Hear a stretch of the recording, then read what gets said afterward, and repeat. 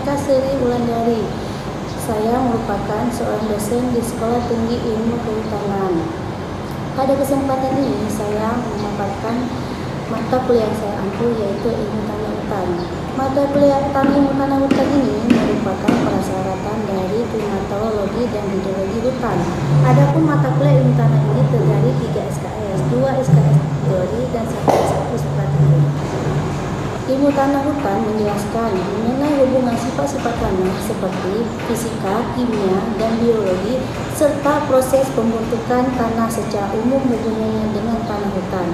Ilmu tanah hutan akan menjelaskan bagaimana hubungan fisika tanah seperti tekstur, struktur, dan porositas, serta pengaruhnya terhadap kemampuan tanah untuk menyimpan air di dalam tanah.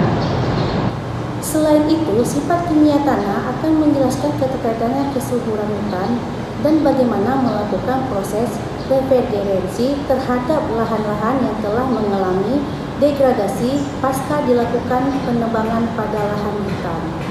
Adapun capaian pembelajaran program studi atau CPA, yang pertama, mampu menguasai konsep pembentukan tanah.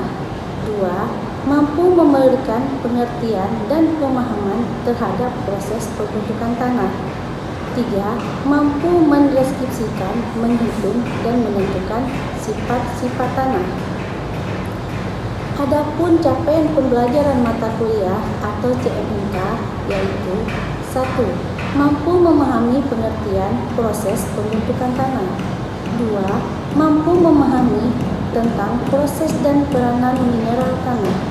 3. Mendeskripsikan, menghitung, dan menentukan sifat-sifat fisika tanah, sifat-sifat kimia tanah, dan peranannya terhadap tanah dan tanaman. 4. Memahami peranan biota tanah dan peranan bahan organik tanah. 5. Memahami peranan air tanah terhadap tanaman dan unsur hara terhadap produktivitas tanah dan air.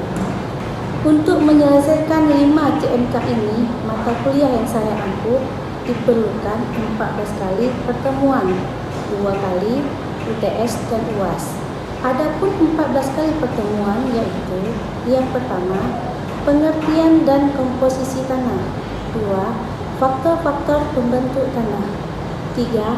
Proses pembentukan tanah. 4. Morfologi dan fisika tanah. 5. Kimia tanah. 6.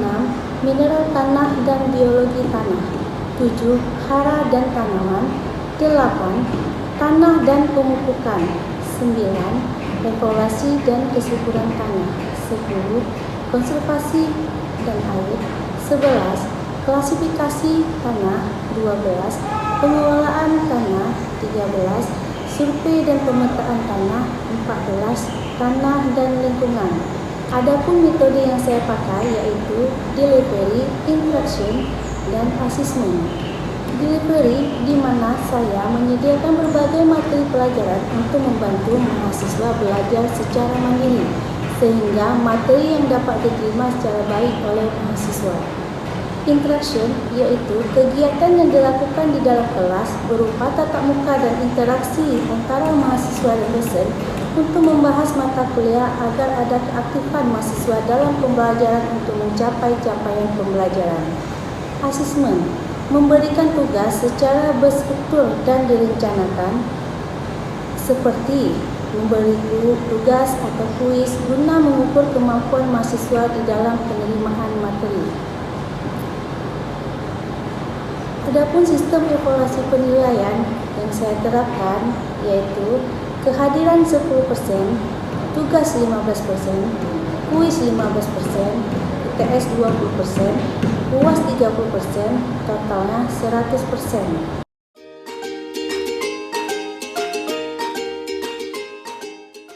Assalamualaikum warahmatullahi wabarakatuh. Waalaikumsalam. Apa kabar semuanya? Baik. Selamat pagi. Betul. Sebelum kita melanjutkan pertemuan kita, mari kita berdoa dulu ya. Ya, Bu. Silakan Jaki untuk memimpin doanya. Sebelum kita mulai belajar hari ini, mari kita berdoa. Doa dimulai.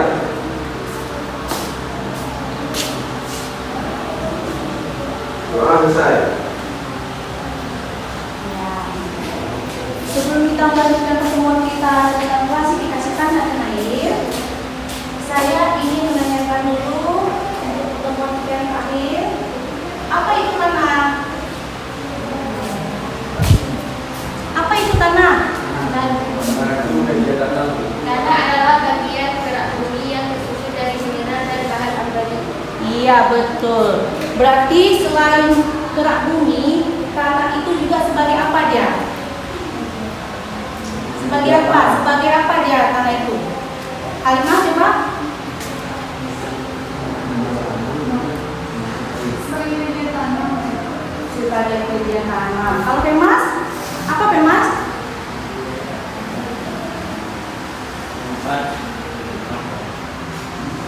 Apa tanah itu? Tanah itu adalah sebagai tempat media tanam di mana kita akan menanam dan juga kehidupan. Kita ini hidupnya di mana nih? Di atas tanah kan?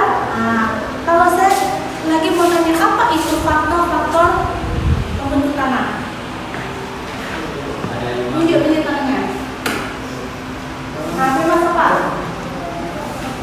Ada berapa faktor-faktor pembentuk tanah? Ada 5. Ya, sebutkan satu-satu. Topografi, Ya. bahan induk, Ya. dasar hidup, Ya.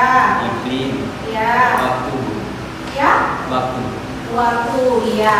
Yang sangat mempengaruhi kali apa itu? Pasti di antara 5 itu ada faktor yang sangat mempengaruhi bagi tanah. Dari bentuk tanah. Apa itu? Dua faktor itu. bahan induk, Ya. Bahan itu, ya betul. Tapi yang lebih sangat mempengaruhi lagi apa? Iklim. Iya, iklim dan topografi, waktu. Iklim itu adalah salah satu faktor yang sangat mempengaruhi bagi tanah dan juga bagi kehidupan manusia. Bisa kita nih mau bernafas, kalau tidak ada iklim, tidak ada suhu, gimana? Tadi Tidak bisa bernafas kan kita? Berarti kita tidak bisa hidup. Iya, bagus. Nah, sekarang kita akan melanjutkan pertemuan kita, yaitu konservasi tanah dan air. Sebelumnya saya ingin tanya apa itu konservasi tanah? Tunjuk tangan, tunjuk. Biar tahu apa itu konservasi tanah. konservasi tanah adalah Ya, usaha-usaha untuk menjaga agar tanah tetap produktif atau memperbaiki tanah yang rusak. bagaimana cara memperbaikinya? Kan itu alasannya. Nah, cara memperbaiki tanah yang rusak. Misal nih, tanah itu ingin kita tanami tanaman perkebunan. Bagaimana? Sedangkan tanah itu tanah yang kurang bagus atau tanah yang sudah kita ketahui kalau mikroorganisme kurang, kesusahannya kurang. Bagaimana cara kita memperbaikinya? Coba kamu. Awalnya kita melakukan pada tanah yang kita tanam tanaman, kita lakukan mengecek pH. Jika pH-nya kurang, kita campur dolomi supaya pH-nya netral kembali. Nah, bagaimana pH yang bagus dan bagaimana pH yang tidak bagus? Atau bagaimana pH yang netral dan bagaimana pH yang tidak netral? pH yang netral itu 6 sampai 5. 6 sampai 5. Terbalik, berarti 5 sampai 6. Lima Kalau sampai- kekurangan pH gimana? Kurang pH. Nah, berarti tanah itu kurang bagus kan? Kalau kelebihan pH, nah bisa di suatu tanah itu dia mengalami kelebihan pH. Zat asamnya tinggi. Iya betul, berarti kalau zat asamnya tinggi maka tanah itu Tanah gambut. tanah gambut dan tanahnya kurang subur atau tidak cocok ditanami dengan tumbuhan atau tanaman karena dia memiliki pH yang sangat asam. Sedangkan konservasi air, tadi kan konservasi tanah, sekarang konservasi air.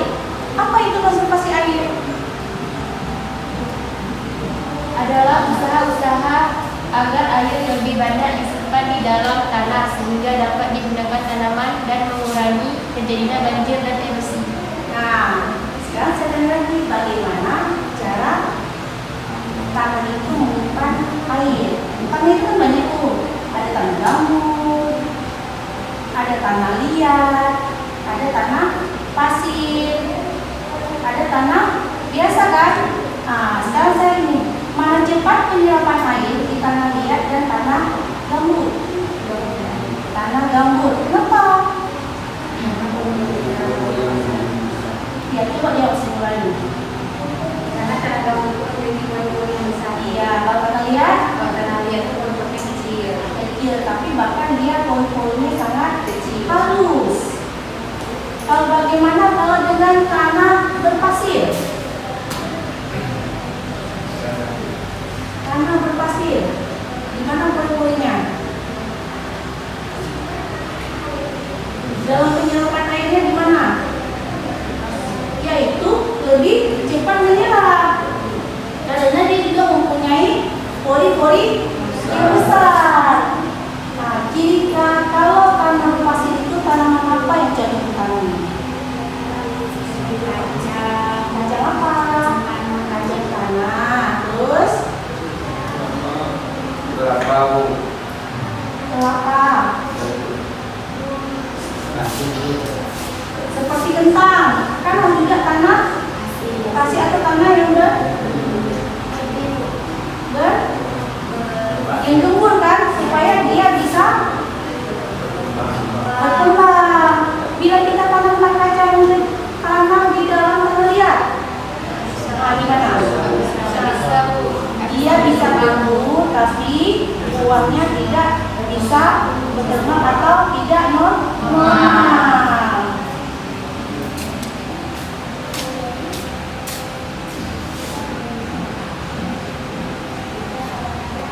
Selain itu ada erosi.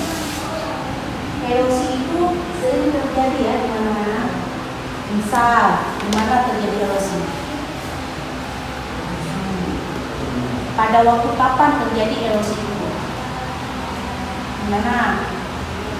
Kalau enggak saya tanya dulu, apa yang dimaksud dengan erosi? Nah, 5.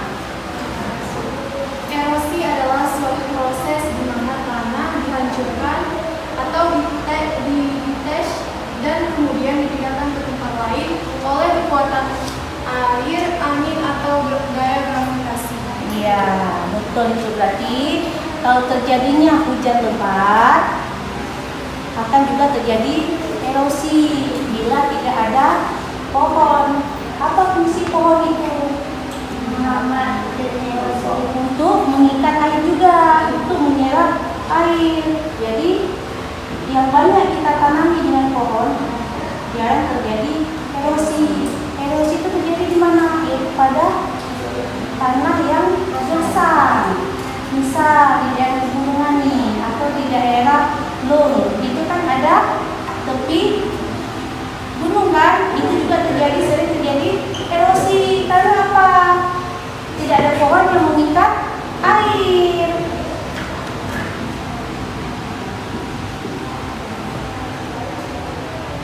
Jenis-jenis erosi.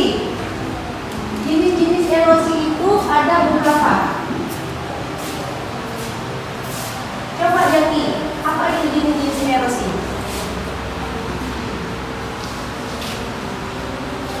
Apa tadi Bu? Jenis erosi. Nah, erosi itu kan turun. Nah, apa jenisnya itu? Pasti ada. Ya? Pelarutan. Apa itu? Apa itu pelarutannya bagaimana?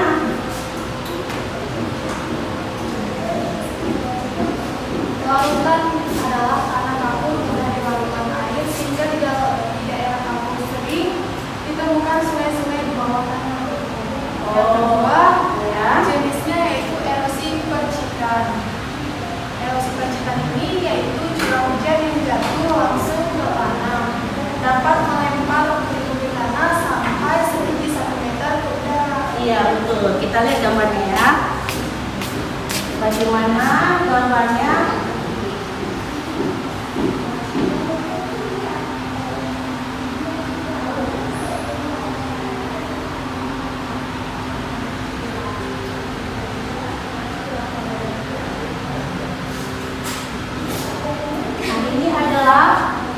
gambaran percik tanah. Yang tadi yang kedua gimana? Ini dia kan, perciknya kan, itu akibat tanah yang jatuh, air yang jatuh ke tanah akan mengalami percikan. Tapi bila di situ ada air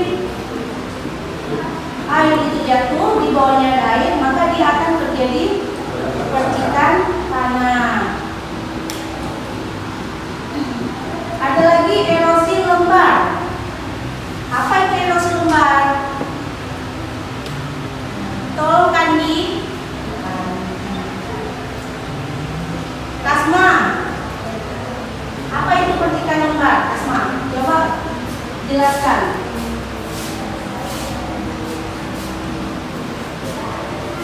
Percikan lembar.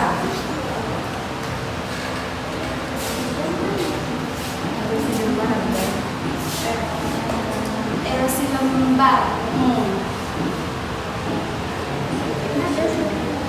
Oh, erosi lembar itu contohnya seperti perpindahan tanah, terjadi lembar demi lembar, lapis demi lapis, mulai dari lapisan yang paling atas. Erosi ini sepintas lalu tidak terlihat karena kehilangan lapis-lapisannya Bu. Tanah seragam, tetapi dapat berbahaya pada suatu saat seluruh topsoil akan hilang. Iya, maksudnya gimana? Erosi itu akan jatuh ke lapisan atas. Lapisan atas tanah itu disebut dengan topsoil. Bila selalu terjadi erosi di bagian atas topsoil, maka topsoil itu akan hilang. Hilangnya gimana? Dia akan mengalami mendapat bawah kan, karena topsoil itu akan hilang dan dia akan lalu terus lapisan demi lapisan demi lapisan demi lapisan sampai dia mengalaminya air yang paling dalam. Itu namanya erosi lembar.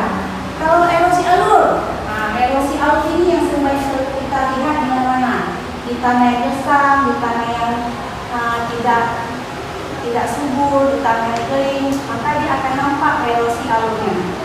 Ayo Zikran, apa erosi alur? Apa erosi alur? Apa? Erosi alur dimulai dengan genangan hasil. Ayo, keluarkan aja apa yang tahu. Erosi alur yang dimulai dari genangan kecil. Genangan kecil. Nah, coba ini, Misalnya, apa itu erosi alur? Erosi alur dimulai dengan kekosongan genangan kecil setempat di suatu lereng. Maka bila dalam genangan tersebut mengalir, terbentuklah alur bekas aliran tersebut. Ya, gimana maksudnya? Itu berarti dengan jatuhnya air itu akan terbentuk genangan air.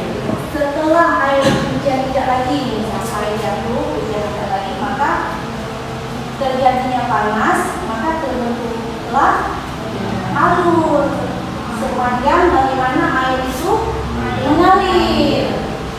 Nah, bentuknya gimana? Bentuk alurnya? Ya bermacam-macam.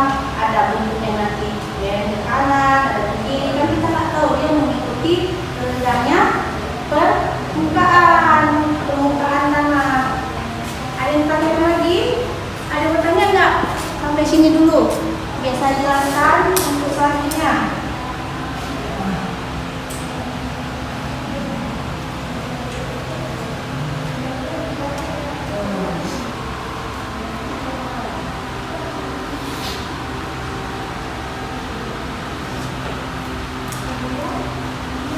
Ada yang tanyakan? Nah, untuk selanjutnya erosi parit. Erosi parit. Coba apa itu erosi parit? Itu erosi parit itu dengan erosi alur itu hampir sama ya, karena dia terbentuknya. Apa tuh erosi parit? adalah parit-parit yang besar masih terus mengalir lama.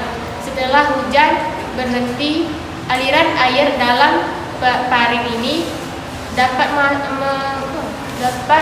mengikis dasar parit atau dinding-dinding tebing parit di bawah permukaan air. Ya, berarti di permukaan air itu selain dia juga mengalir, kan ada kayak sungai kecil. Di sungai kecil, tapi dasar airnya dari laut. Dia akan mengalir ke tempat yang rendah, yaitu terbentuk erosi parit. Nah, ini contohnya erosi parit. Kalau erosi, kalau yang bila dengan longsor ya, longsor dengan erosi. Kalau longsor itu apa? Longsor. Yang besar suaranya. Longsor itu apa? Longsor itu terjadi karena gravitasi bumi kan? Nah, misal seperti gempa, juga terjadi longsor. Bisa terjadi hujan deras, angin kencang, juga terjadi longsor.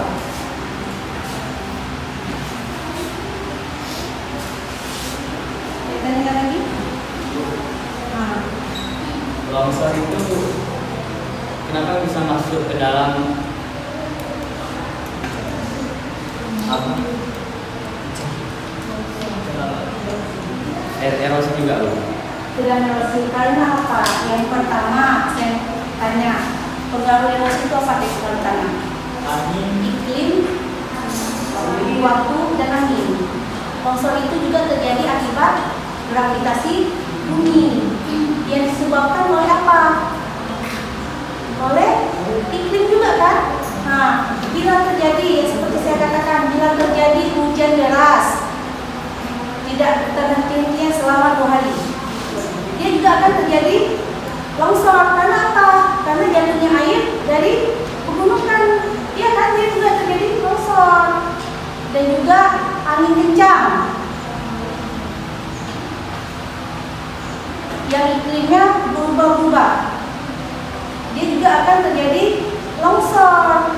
Itulah sebenarnya waktu, iklim, cuaca itu memang sangat mempengaruhi sekali, seperti longsor, apalagi tanah, itu sangat mempengaruhi. Bila tidak ada hujan lebat, bila tidak terjadi angin, gimana? Tidak terjadi longsor kan? Nah, bila terjadi, bisa juga longsor itu terjadi akibat gempa. Nah, kenapa? Adanya gempa juga terjadi longsor. Ya, pergeseran lempeng itu juga dinamakan dengan gaya gravitasi bumi. Sampai sini dulu ya perjumpaan kita. Kita akan lanjutkan minggu depan. Assalamualaikum warahmatullahi wabarakatuh.